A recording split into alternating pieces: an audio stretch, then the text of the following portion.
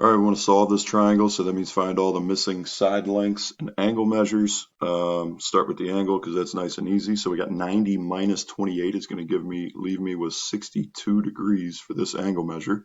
Next thing we want to do is go after the sides. So we can do this in any number of ways and use any of these two reference angles, either the 28 or the 62. So let's use the 28.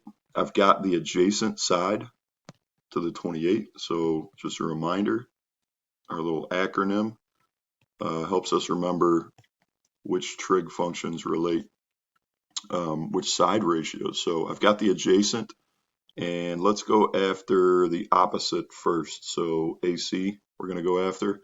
So that is the tangent function that relates the opposite to the adjacent. So the tangent of my 28-degree angle is going to be equal to my missing side, AC, over my adjacent, multiply both sides by 6. 6 times the tangent of 28. Let's pull out our calculator here. 6 times the tangent of 28. So I need to enter the angle first on this type of calculator and then take the tangent of that thing.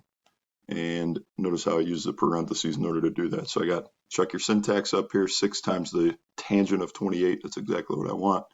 I get about 3.19. 3.19 is about what AC is. Remember, that's a rounded value. Try not to use that when you have an exact value. Use the exact value in your calculations. All right. So next part here.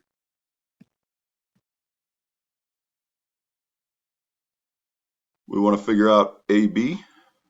So here's my AB. We can use any number, or we can use either of these two reference angles. So let's go ahead and use the 62-degree angle for our reference angle just for fun.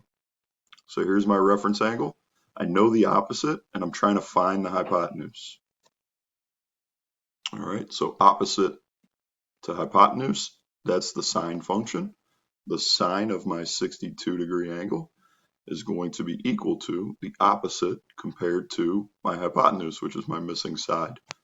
All right, in order to solve this, technically we would multiply by AB,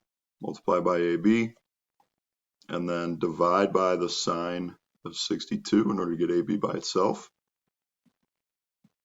Cancel, cancel, cancel, cancel. We're left with AB equals 6 over the sine of 62. And notice that the two just flip-flopped. So my sine of 62 that I originally had here and my AB just kind of flip-flopped here.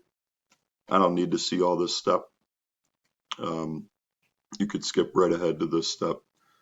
And anyways, so I got to do 6 divided by sine of 62. Let's take out our calculator real quick. 6 divided by the sine of 62.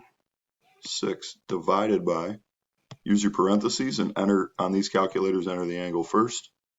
There's 62. I want the sine of 62, and then close your parenthesis. Check your syntax to make sure that it's correct. That is correct. That's exactly what we want. Hit the equal sign. We get about 6.80 for AB. And we're done.